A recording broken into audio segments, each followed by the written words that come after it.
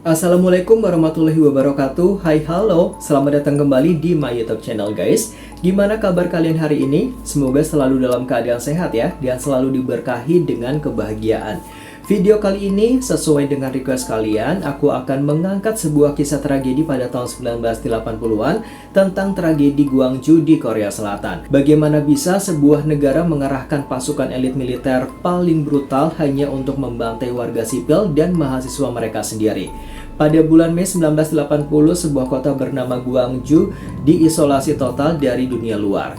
Jalur komunikasi diputus dan media dibungkam, sementara ribuan peluru tajam dilepaskan ke dada para pejuang demokrasi. Ini bukan cerita fiksi, melainkan salah satu sejarah nyata paling kelam dan paling berdarah di Korea Selatan modern. Kisah di mana sebuah kota terpaksa angkat senjata demi mempertahankan harga diri dan masa depan bangsa. Inilah guys kronologi lengkap tragedi Gwangju 1980. Gimana guys? Apa kalian udah siap buat dengar cerita tragedi ini? Kalau udah siap, langsung aja kita ke cerita selengkapnya.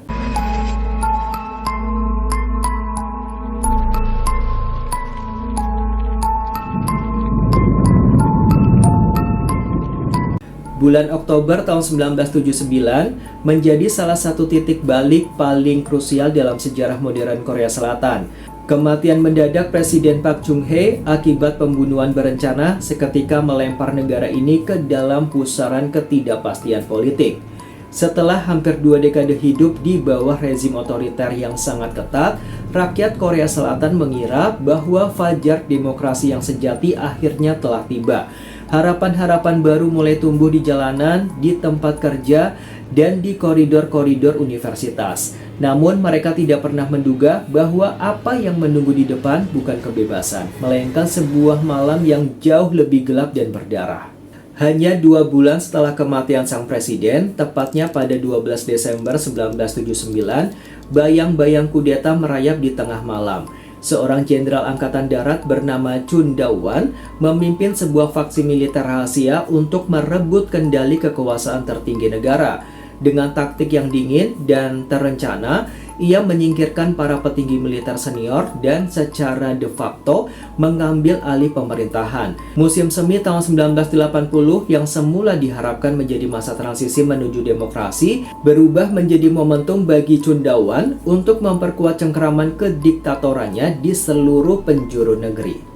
Rencana militer untuk membungkam suara rakyat tidak berjalan mulus guys. Memasuki bulan Mei tahun 1980, gelombang protes mulai pecah di berbagai kota besar, dimotori oleh gerakan mahasiswa yang menolak kembalinya rezim militer. Di barat daya Semenanjung, sebuah kota bernama Gwangju perlahan menjadi epicentrum perlawanan. Universitas Nasional Konam menjadi saksi bagaimana ribuan anak muda berkumpul setiap hari menuntut pencabutan hukum darurat militer dan kembalinya hak hidup demokratis. Bagi para mahasiswa ini, masa depan bangsa terlalu berharga untuk kembali digadaikan kepada sekelompok jenderal. Puncak ketegangan terjadi pada tanggal 17 Mei tahun 1980. Khawatir gelombang protes akan melumpuhkan pemerintahannya, Chun Da-won ini mengambil langkah ekstrim dengan memperluas hukum darurat militer ke tingkat total di seluruh negeri guys. Universitas-universitas ditutup paksa, kegiatan politik dilarang, dan para tokoh oposisi ditangkap dalam semalam. Gwangju, kota yang paling vokal menyuarakan penolakan, seketika diisolasi dari dunia luar. Jalur komunikasi diputus, pertanda bahwa sebuah operasi militer skala besar siap dikerahkan untuk membungkam kota tersebut. Pagi hari, tepatnya di tanggal 18 Mei 1980, udara di kota Gwangju terasa sangat dingin dan sangat mencekam. Di depan gerbang kampus Universitas Konam, para mahasiswa yang datang hanya untuk belajar guys, justru disambut oleh moncong senjata dan kilatan bayonet dari pasukan khusus militer. Batas antara protes damai dan tragedi kemanusiaan kini berada di titik paling kritis. Tanpa disadari oleh warga Gwangju, fajar hari itu adalah awal dari 9 hari paling berdarah dalam sejarah modern mereka. Sebuah hari di mana genosida terhadap rakyat sendiri siap dimulai.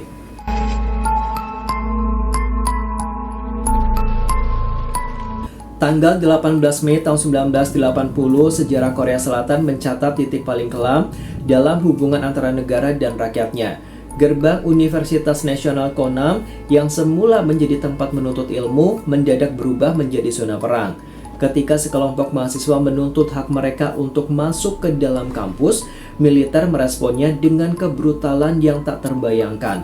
Protes damai yang terjadi di pagi hari berubah menjadi pembantaian massal di atas aspal menjelang siang. Hari itu kota Gwangju dipaksa menyaksikan bagaimana senapan yang dibeli dengan pajak rakyat justru digunakan untuk menembaki dada anak-anak mereka sendiri. Chun Da-wan tidak mengirim tentara biasa untuk mengamankan kota. Ia mengerahkan Brigade Pasukan Khusus Lintas Udara, sebuah unit elit militer yang dilatih keras untuk pertempuran brutal. Begitu perintah penertiban diberikan, pasukan berbaret hitam ini merangsek maju tanpa ampun, guys. Mereka tidak hanya mengincar mahasiswa, tetapi juga menyerang siapa saja yang berada di jalanan. Warga sipil, pedagang pasar, hingga lansia, guys, dipukuli menggunakan gada militer dan ditusuk menggunakan bayonet. Darah mulai mengalir di trotoar-trotoar kota Gwangju, menciptakan teror psikologis yang dirancang untuk membungkam seluruh kota dalam semalam. Alih-alih tunduk karena rasa takut, kebrutalan militer justru memicu sesuatu yang tidak diprediksi oleh pihak rezim, yaitu amarah kolektif warga kota. Menyaksikan anak-anak muda diseret dan dipukuli hingga tewas, para pekerja kelas bawah di Gwangju mulai bergerak. Pada tanggal 19 dan 20 Mei, para sopir taksi dan bus kota melakukan aksi mogok massal yang sangat heroik. Mereka menyalakan lampu hazard, membunyikan klakson panjang, dan mengemudikan kendaraan mereka ke garis depan untuk membentuk barikade pelindung bagi para demonstran. Kendaraan umum ini menjadi perisai besi pertama yang menghadang laju tank-tank militer. Perlawanan di Gwangju bukan lagi sekedar gerakan mahasiswa. Gerakan ini telah bertransformasi menjadi sebuah revolusi rakyat yang sangat utuh. Di sudut-sudut jalan, para ibu rumah tangga mengabaikan keselamatan mereka sendiri untuk mendirikan dapur umum, membuat ribuan nasi kepal demi memberi makanan ya untuk para demonstran di garis depan. Pemilik toko membagikan persediaan mereka secara gratis, dan para perawat serta dokter bekerja tanpa henti di rumah sakit yang mulai kebanjiran korban luka tembak. Gwangju telah terisolasi secara geografis oleh blokade militer, namun di dalam kota, ikatan solidaritas kemanusiaan terjalin lebih kuat dari sebelumnya. Kemarahan warga memuncak ketika stasiun televisi lokal yang dikendalikan oleh senior militer menyiarkan berita bohong, menyebut para demonstran di Gwangju sebagai perusuh dan mata-mata komunis. Merasa dihianati oleh media nasional, massa yang marah bergerak membakar gedung stasiun televisi tersebut sebagai simbol perlawanan terhadap kebohongan rezim. Saat malam tanggal 20 Mei menutup hari, langit Gwangju menyala merah oleh api, guys. Warga kota menyadari bahwa militer tidak akan mundur, dan esok hari mereka tidak bisa lagi hanya bertahan dengan tangan kosong. Selanjutnya kita akan melihat momen paling krusial di mana warga Gwangju akhirnya mengambil keputusan ekstrim, membobol gudang senjata dan membentuk milisi sipil sendiri, guys. Tapi sebelum aku lanjutin ceritanya, aku mau ingetin kalian buat support terus channel ini biar semakin berkembang dengan cara like, komen, dan subscribe, biar aku juga semakin semangat buat menghadirkan kisah sejarah dan misteri dunia lainnya, guys.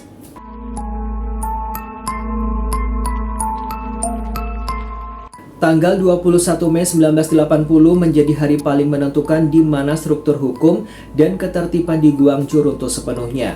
Tepat pada pukul 1 siang, ketika lagu kebangsaan Korea Selatan berkumandang dari pengeras suara gedung provinsi, sebuah perintah kejam diberikan dari garis komando militer.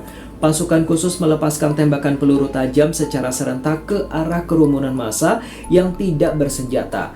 Dalam hitungan detik, alun-alun kota berubah menjadi ladang pembantaian yang bersimbah darah. Tindakan ini merobek habis sisa kesabaran rakyat Gwangju. Mereka menyadari memohon demokrasi dengan tangan kosong hanya akan dibalas dengan kematian.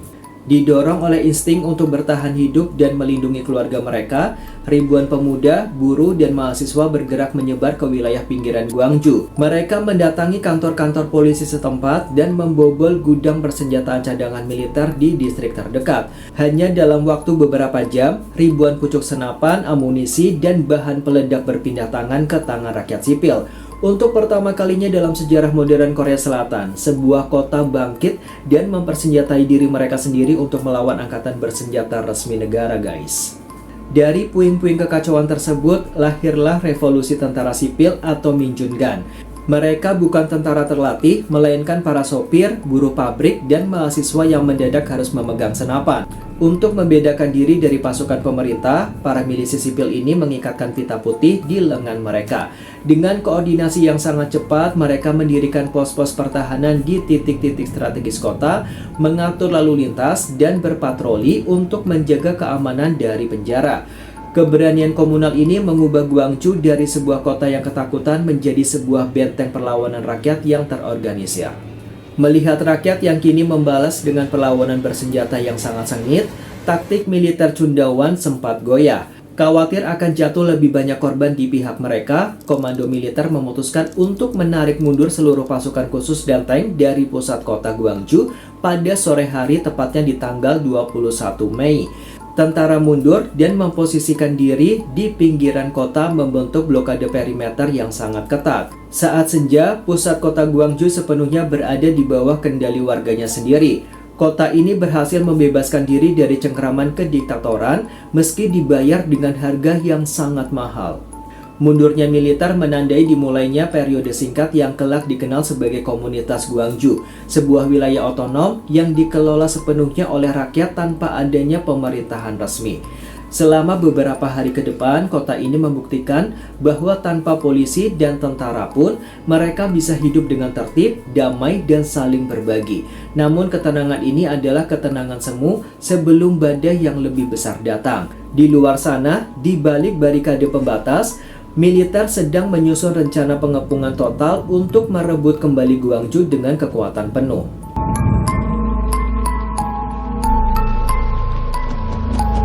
Antara tanggal 22 hingga 20 Mei 1980, kota Guangzhou berubah menjadi sebuah keajaiban sosiologis yang tidak pernah diduga oleh pihak militer.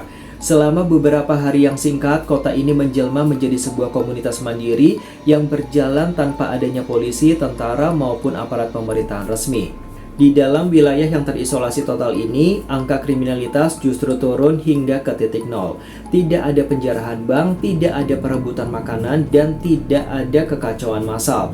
Rakyat Guangzhou membuktikan kepada dunia bahwa gerakan mereka bukanlah sebuah kerusuhan anarkis, melainkan sebuah tuntutan suci demi martabat kemanusiaan yang beradab. Demi menghindari pertumpahan darah yang lebih besar, guys, para tokoh senior, dosen, dan pemuka agama di Guangzhou segera membentuk Komite Rekonsiliasi Sipil. Tugas mereka sangat berat, yaitu menjadi jembatan negosiasi dengan komando militer yang mengepung di luar kota. Komite ini mengajukan syarat-syarat yang rasional, seperti pembebasan mahasiswa yang ditangkap, kompensasi bagi keluarga korban tewas, dan janji bahwa militer tidak akan melakukan pembalasan bersenjata jika warga mengembalikan senjata mereka. Gelombang pengembalian senjata pun dimulai oleh sebagian warga yang menginginkan kedamaian segera kembali ke kota mereka. Namun di luar perbatasan kota, guys, rezim Chundawan sedang melancarkan perang jenis lain, yaitu perang informasi. Melalui sensor ketat pada media nasional di Seoul, pemerintah menyebarkan propaganda bahwa kota Guangzhou telah dikuasai oleh kelompok perusuh komunis dan agen kiriman Korea Utara. Untuk melawan kebohongan tersebut, para jurnalis lokal dan mahasiswa di Guangzhou nekat menerbitkan surat kabar independen sendiri menggunakan mesin cetak manual. Mereka menuliskan fakta yang sebenarnya tentang pembantaian pasukan khusus, dengan harapan informasi tersebut bisa diselundupkan keluar dan didengar oleh masyarakat internasional. Memasuki tanggal 25 Mei, ketegangan baru justru muncul dari dalam tubuh perlawanan itu sendiri. Komite Rekonsiliasi yang didominasi oleh generasi tua mendesak agar seluruh senjata segera diserahkan kepada militer demi jalur damai. Namun, faksi pemuda dan mahasiswa radikal menolak sangat keras. Berkaca pada kebrutalan pasukan khusus di hari pertama, mereka yakin bahwa menyerahkan senjata tanpa jaminan politik sama saja dengan bunuh diri massal. Perpecahan ini melahirkan komite kepemimpinan baru yang lebih militan guys, yang bersumpah untuk mempertahankan gedung provinsi hingga titik darah penghabisan. Harapan untuk penyelesaian damai akhirnya pupus sepenuhnya ketika perwakilan militer menolak mentah-mentah seluruh tuntutan warga. Bagi Jenderal Chundawan, eksistensi komunitas Gwangju yang bebas adalah duri dalam daging yang harus dicabut dengan kekerasan mutlak sebelum kekuasaannya sebagai presiden diresmikan. Di luar kota, ribuan pasukan reguler Angkatan Darat dari Divisi ke-20 telah merapatkan barisan, siap bergerak merangsek masuk. Jam pasir bagi kedamaian singkat di Gwangju telah habis. Jangan kemana-mana guys, sesaat lagi kita akan menyaksikan persiapan malam terakhir yang sangat mengharukan, di mana para pemuda Gwangju menuliskan surat wasiat mereka sebelum badai baja datang menerjang.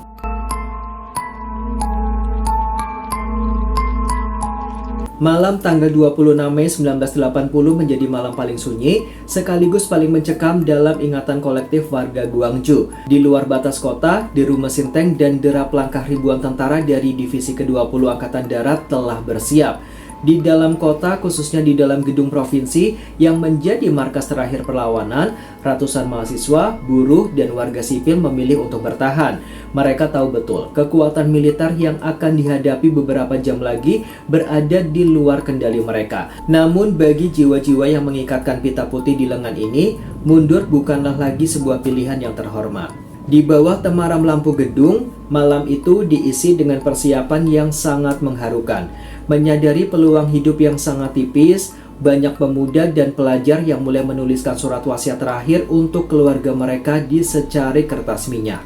Mereka menyembunyikan identitas asli atau nomor telepon di dalam saku celana agar jasad mereka bisa dikenali kelak. Di tengah bayang-bayang kematian yang mendekat, tidak ada kepanikan masif.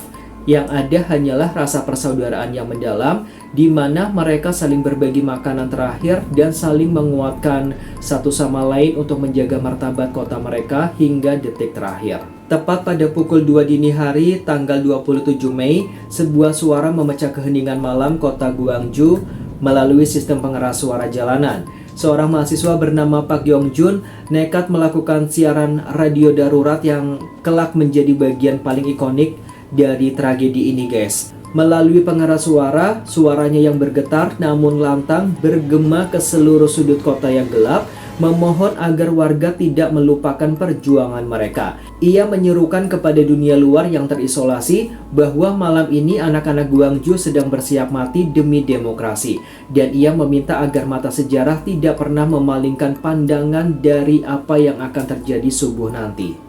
Pukul 4 subuh tanggal 27 Mei 1980, lampu seluruh kota dipadamkan secara total. Di bawah kegelapan pekat, komando militer resmi meluncurkan operasi Sung Mu Chung Jong, sebuah operasi penyerbuan skala penuh untuk merebut kembali Gwangju. Tank-tank berat menghancurkan barikade besi yang dibangun warga di perbatasan kota. Ribuan tentara bersenjata lengkap merengsek masuk dari berbagai arah, mengepung kompleks gedung provinsi dengan taktik pengepungan yang sangat rapi. Suara ledakan granat dan berondongan senjata mesin seketika merobek kesunyian fajar, menandai dimulainya pertempuran terakhir yang tidak seimbang ini guys. Di dalam gedung provinsi, para milisi sipil memberikan perlawanan terakhir mereka dengan sisa amunisi yang ada. Suara tembakan saling bersahut-sahutan di dalam ruang-ruang kelas dan koridor administrasi. Satu persatu pejuang demokrasi bertumbangan di atas lantai yang bersimbah darah, menghadapi gempuran pasukan elit yang terlatih untuk membunuh. Pertempuran subuh itu berjalan singkat namun brutal guys. Masuk ke akhir cerita, kita akan melihat momen bagaimana militer akhirnya merebut kembali kota ini.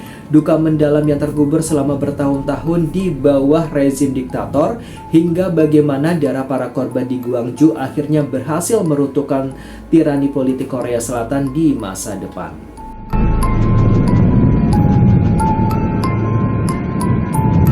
Pukul 6 pagi tanggal 27 Mei 1980, suara rentetan senjata yang merobek fajar perlahan-lahan mereda, digantikan oleh kesunyian yang sangat mengerikan di pusat kota Gwangju. Kompleks gedung provinsi, benteng terakhir dari perlawanan rakyat, akhirnya jatuh sepenuhnya ke tangan militer. Di dalam ruangan-ruangan yang hancur, jasad para pelajar dan buruh tergeletak kaku di atas lantai yang bersimbah darah. Senjata-senjata mereka disita, pita-pita putih di lengan mereka juga robek. Operasi militer telah selesai, meninggalkan sebuah kota yang tidak hanya lumpuh secara fisik, tetapi juga terluka teramat dalam di lubuk jiwanya. Pasca penyerbuan, rezim Chundawan segera menerapkan kebijakan tangan besi untuk menghapus jejak kejahatan mereka.